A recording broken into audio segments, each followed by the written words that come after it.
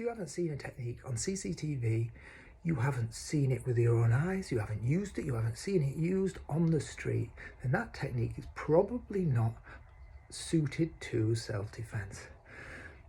There's a lot of stuff in sports fighting, a lot of fantastic techniques, really robust techniques that are pressure tested under the highest pressure conditions, but you're talking about specialist skills that take a lot of training, take a lot of experience to execute.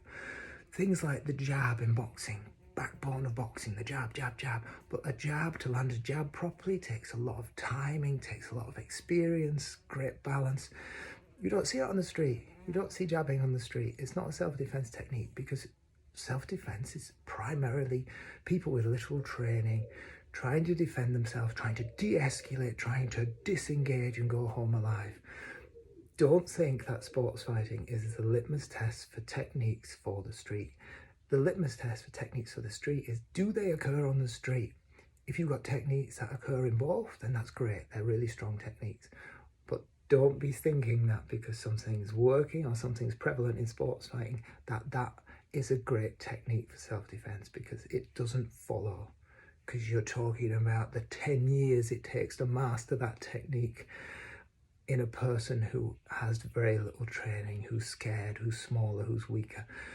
That doesn't fit.